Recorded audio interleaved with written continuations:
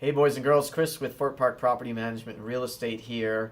I get asked this a lot. What is better for an investment for real estate investors, single family homes or multifamily buildings? Now, there's a lot of factors that go into it, but I truly believe if you have the resources, that multifamily residential buildings are a better investment. And here's why.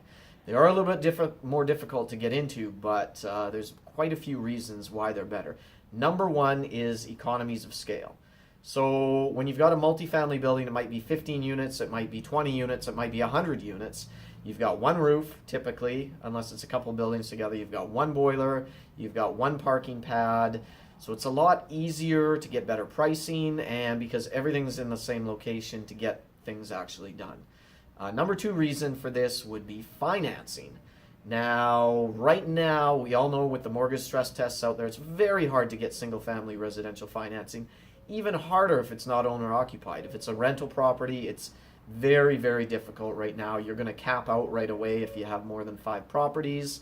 But with multifamily, it doesn't matter. You can keep adding. Actually, the more you have, the better your portfolio looks. So as long as you have, roughly about 30% down, depending on the building and location, you're going to be able to get financing for this, unlike with residential, which makes it very challenging.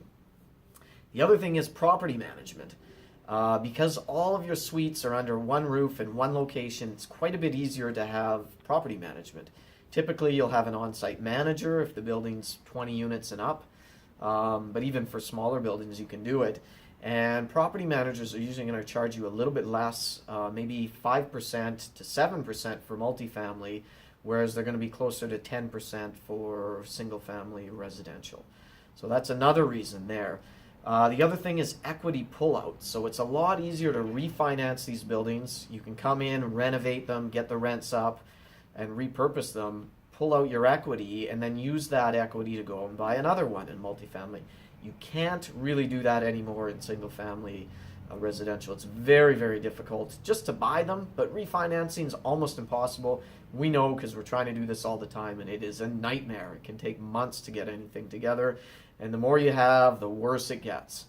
Another good reason is pooling of resources. So it's easier to get investors together to buy multifamily buildings because, most people can go out and buy one or two on their own, but to buy big buildings, you need a pool of resources. So it is an easier thing to run as a company with outside investors, which brings us to our very last thing, is that it's easier to buy. In fact, you have to buy it typically. The banks will make you buy it in a corporation.